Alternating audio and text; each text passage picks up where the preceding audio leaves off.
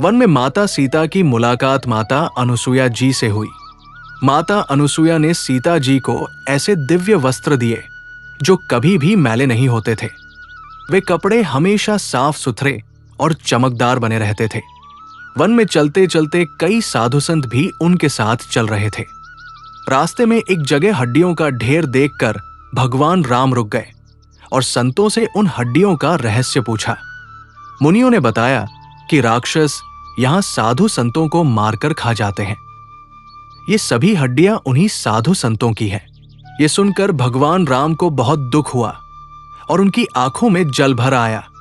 फिर भगवान राम ने यह प्रतिज्ञा की कि मैं पूरी पृथ्वी के राक्षसों को मार डालूंगा।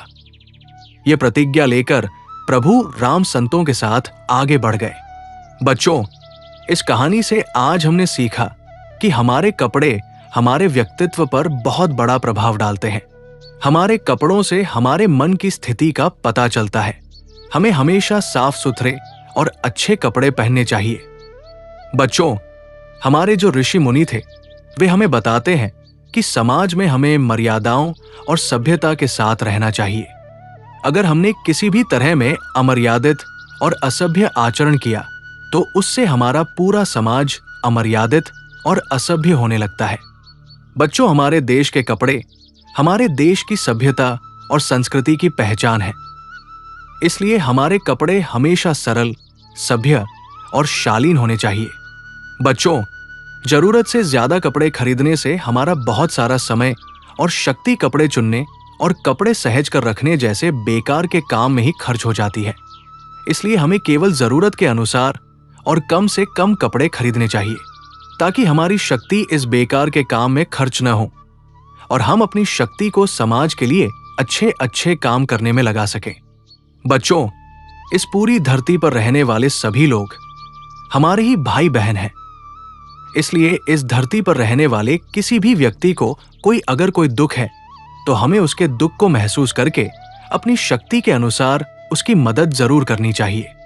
बच्चों, अगर हमारे सामने कोई बुरा आदमी किसी अच्छे आदमी को कोई दुख पहुंचा रहा है और हम ये सोच के चुप रह जाते हैं कि हमें इससे क्या लेना देना, तो उस समय हमारे चुप रहने का मतलब है कि हम भी बुरे लोगों के साथ ही मिले हुए हैं।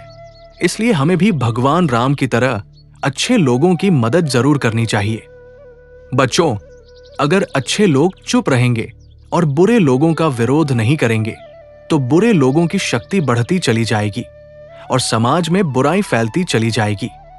इसलिए अच्छे लोगों का बुराई के खिलाफ आवाज उठाना बहुत ज्यादा जरूरी होता है। बच्चों, बुराई के खिलाफ आवाज उठाने के लिए और भगवान राम की तरह बुरे लोगों का विरोध करने के लिए हमारा तन और मन दोनों का शक्तिशाली होना बहुत जरूरी होता है।